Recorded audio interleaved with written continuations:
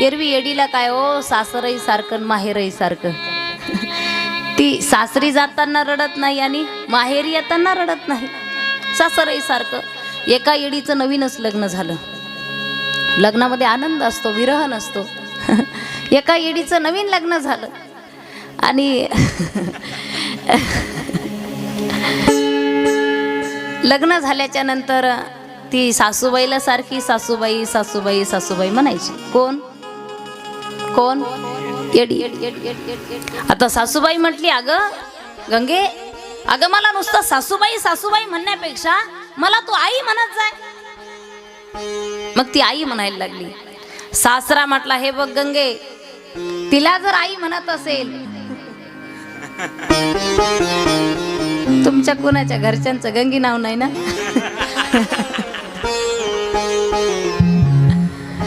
सासरा म्हटलं, हे बघ गंगे, सासूला जर तू आई म्हणत असेल तर मला सुद्धा बाबा म्हणायचं. काय म्हणायचं? बाबा. मग लागले सासू सासऱ्याला आई बाबा म्हणायला. एक दिवस या येडीचा नवरा घरी आला. ती म्हटली, आई बाबा बघा ना, दादा घरी आलाय म्हणे.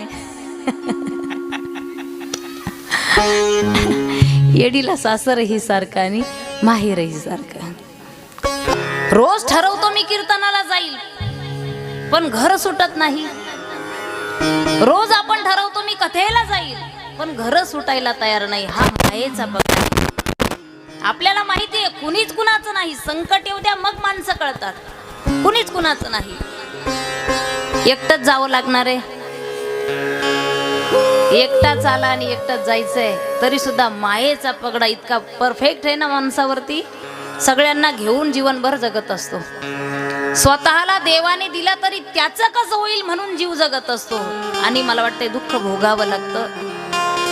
शुकदेवांचा जन्म, त्या ठिकाणी शुकाचार्यांचा जन्म झाला. 12 वर्ष आईच्या पोटामध्ये राहिले, नंतर निघून गेले वनामध्ये, तपासाठी बसले.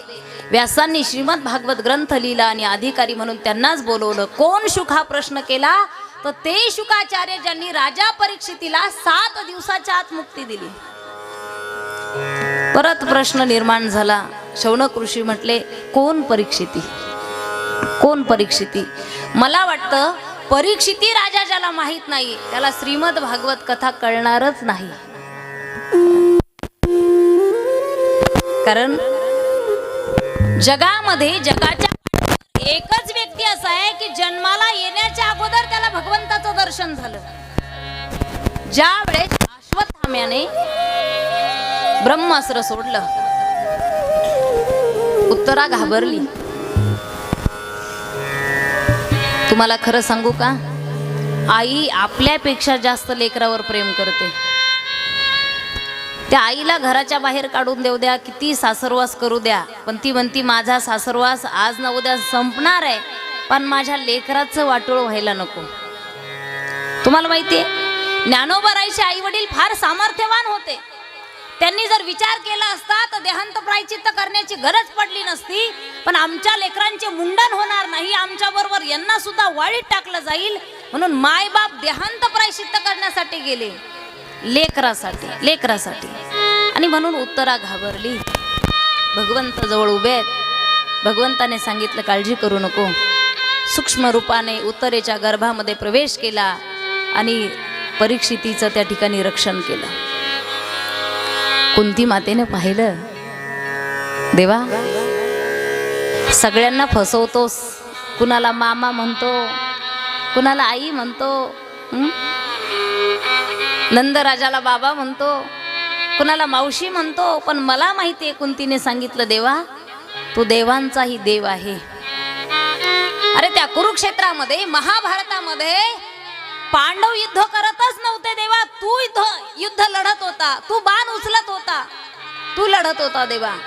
मला माहिती आहे. कुंतीने ओळखलं. कसे आभार मानावे देवा तुझे कळत नाही मला, किती आभार मानावे देवा कळत नाही. अरे आमच्या घरावरती किती मोठं संकट आलं, त्याचं निवारण देवा तू केलं. मागे पुढे उभा राहे संभाळीत. अरे मागे उभा राहिलास, मागे उभं राहणं सोपं असेल कदाचित, कारण लग्नामध्ये मामा उभा राहतो. तुमच्याकडे राहतो ना. कदाचित माग उभा राहणं सोपं आहे देवा, पण तू पुढे उभा राहिला. अर्जुनाच्या दिशेने ज्यावेळेस बाण आला ना देवा, त्यावेळेस स्वतः भीष्माचार्यांची प्रतिज्ञा तू मोडली. भीष्मपण केला खरा, धनुर्धरा वर्तिले, रक्षिले वर्तिले, दोन्ही पण. तू त्या अर्जुनाचं रक्षण केलंस देवा. एवढे कौरव बलाढ्य होते, कर्णासारखे योद्धे होते, द्रोणाचार्यासारखे योद्धे समोर होते, पण पांडवांना काहीच झालं नाही देवा, कारण तू रक्षण करत होता. खरं सांगू का, संत महात्मे म्हणतात, देव सखा जरी अवघे विश्व कृपा करी. एखाद्याला इतकं दुःख देऊ नका का त्याच्या पक्षामध्ये स्वतः भगवंत उभा राहील. इतक्या अडचणीत एखाद्याला आणू नका की त्याच्या बरोबर स्वतः भगवंत उभा राहील. एखाद्या वेळेस दुःख भोगणारा सुखी होऊ शकतो, पण दुःख देणारा व्यक्ती कधी सुखी होऊ शकत नाही, कधी सुखी होऊ शकत नाही. क्षणाचं समाधान वाटेल त्याला, मी त्याचं वाटोळं केलं, अरे नरकात जावं लागतं. श्रीकृष्णाने सांगितलं कुंती मातेला, आत्या मी नाही काय केलं, मी काहीच केलं नाही. खोटं बोलू नको देवा, खोटं बोलू नको. मला माहिती आहे तू फार हुशार आहे. चतुरा तो शिरोमणी, गुण लावण्याची खाणी, मुकुट सकळा मनी, धन्य तोची विठोबा. अरे मला माहिती आहे तू नुसता चतुर नाही, चतुराचा शिरोमणी आहे. तुझ्याकडं नुसतं गुण नाही तर गुण लावण्याच्या खाणी आहेत. मला फसवायचं नाही. मला जाणीव आहे देवा, एवढ्या मोठ्या संकटातून आम्ही सहज बाहेर येऊ शकत नाही. तू आमच्या बरोबर आहेस, खात्रीपूर्वक सांगते. देवाने सांगितलं, ओळखलंस मला, काही हरकत नाही. आत्या तू मला देव म्हणतेस ना, मला देव म्हणतेस. या जगामध्ये प्रत्येक जीव देवाकडे मागतो, कोण मागत नाही. संतही मागतात, देवालाच मागतात. सामान्य जीव मागतो, वाढावे संतान, गृही भावी धनधान्य. बर सगळेच जर मागत असेल तर तुम्ही मागा. मागा, काय मागायचं. युधिष्ठिराला विचारलं, धर्मराजाला विचारलं, तुम्हाला काय पाहिजे. धर्मराजा म्हटला, देवा जर मला जर काही द्यायचंच असेल तर मी सत्याच्या मार्गाने चालेल, हेच वर मला दे. अर्जुनाला विचारलं, अर्जुना अरे तुला काय पाहिजे. अर्जुन म्हटला, देवा लेकराला जशी आई पाहिजे, भावाला जशी बहीण पाहिजे, तसं भक्ताला देव पाहिजे. माझ्या हृदयामध्ये तू असावं, याच्या पलीकडे मला काही मागायचं नाही. नकुल सहदेव यांना विचारलं काय पाहिजे. त्यांनी सांगितलं, देवा तुझी सेवा, तुझी सेवा आमच्या हातून घडावी, बस काही नको देवा. भीमदादाला विचारलं, दादा तुम्हाला काय पाहिजे. भीमदादा म्हटले, तसंही मी नुसताच बदनाम आहे, खातो आणि झोपतो. करणारे वेगळेच आहेत म्हटले, बदनाम होणारे वेगळेच आहेत. देवा मला जर खाण्यासाठी झोपण्यासाठी लोकांनी बदनाम केलं असेल, एक कर देवा, मी झोपेत सुद्धा कृष्ण कृष्ण म्हणलं पाहिजे असा वर मला दे. खाताना सुद्धा कृष्ण कृष्ण म्हटलं पाहिजे. द्रौपदीचा नंबर आला. तिला विचारलं, बाकीच्यांना प्रश्न पडला, आता द्रौपदी मागते तर काय मागते. एखाद्या वेळेस प्रपंचाचं मागून घेईल. सगळे आश्चर्यचकित बघू लागले द्रौपदीकडे, काय मागणार, काय मागणार. भगवंताने विचारलं, द्रौपदी काय पाहिजे तुला. द्रौपदी म्हटली, देवा या जगाच्या पाठीवर दुशासनाने मला जेव्हा भर सभेमध्ये ओढून आणलास, त्यावेळेस तू माझं रक्षण केलं. तू जर आला नसता ना देवा तर माझी आबरू गेली असती. अरे तुझ्यासारखा रक्षण करता मला आयुष्यभर ज्या ज्या जीवनामध्ये मी जीवन जगत राहील त्या त्या जीवनामध्ये रक्षण करता तूच असो देवा, मला बाकी काही पाहिजे नाही. इज्जत घेणारे दुशासनासारखे जरी असले ना तर इज्जत वाचवणारे श्रीकृष्णासारखे असतात, हे लक्षात असू द्या. मारणारे बलाढ्य असले तरी काय झालं, अरे वाचवणारा साक्षात भगवंत आहे ना, काय पाहिजे, काय पाहिजे. आता मात्र कुंती मातेला विचारलं, तुम्हाला काय पाहिजे. कुंती मातांनी जर ठरवलं असतं, आत्यांनी ठरवलं असतं तर भरपूर काही मागून घेतलं असतं. तसं नात्यातून आहे. आणि ज्याचं देवाशी नातं आहे, अहो आपलं साधं एखादा हा एखादा राजकीय पुढारी ओळखीचा असू दे, आपण 4 ठिकाणी सांगतो ते ना आमचे नातेवाईक, लावू का फोन, ते ना ते पैशावाले गाडीवाले ते आमचे नातेवाईक, लावू का फोन. ज्यांचं नातच कृष्णाबरोबर आहे त्या कुंतीला सांगितलं, मागा काय मागायचं. कुंतीने सांगितलं, देवा पदर पसरवते, तुला जर काही द्यायची इच्छाच असेल ना देवा, तर माझ्या जीवनामध्ये मला दुःख दे, दुःख दे. भगवंताच्या डोळ्यामध्ये अश्रू आले. जन्मापासून जिच्या जीवनामध्ये दुःखच दुःख आहे तरी सुद्धा दुःख मागतेस. कुंती भोज राजाच्या पोटी तुझा जन्म झाला, तुला दत्तक देण्यात आलं, शाप मिळाला, पती बरोबर संग करता आला नाही, मंत्राने मुलं झाले, माद्रीमुळे पंडूराजा मेला. आणि तारुण्यामध्ये जर नवरा गेला ना महाराज, त्याच्यासारखं दुःख नाही. लोक जगूही देत नाही, लोक मरूही देत नाही. एखादी स्त्री जर तारुण्यामध्ये गेली, पत्नी गेली तर चांगलं आहे महाराज, पण तिचा पती गेला तर त्या दिवशी ती मरत असते.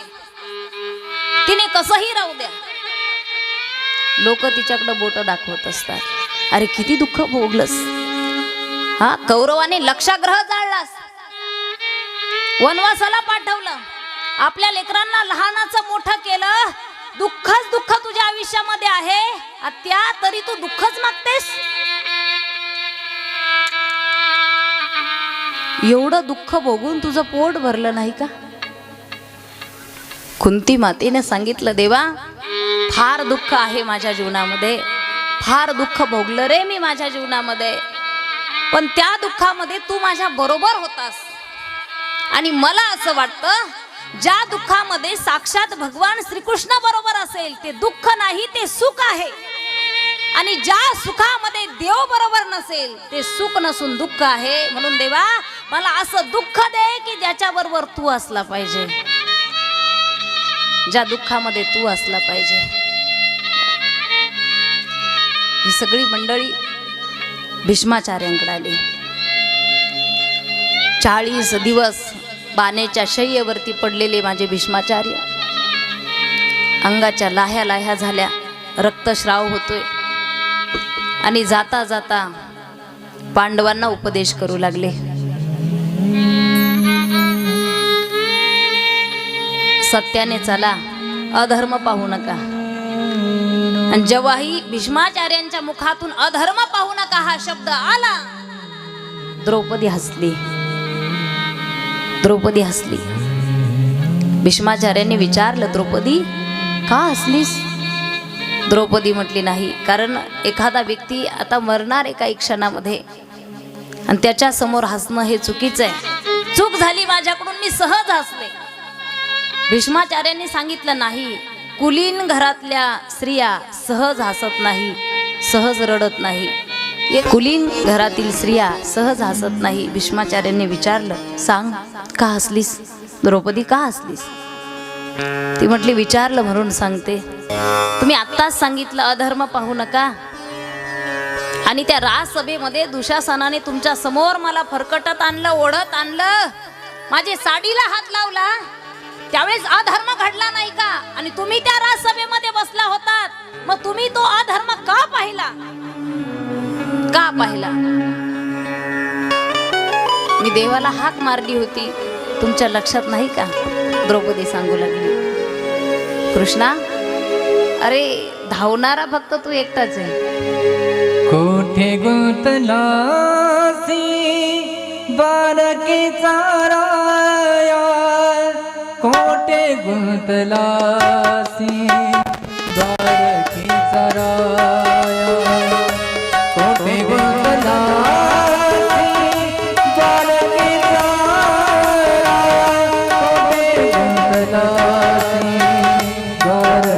जरा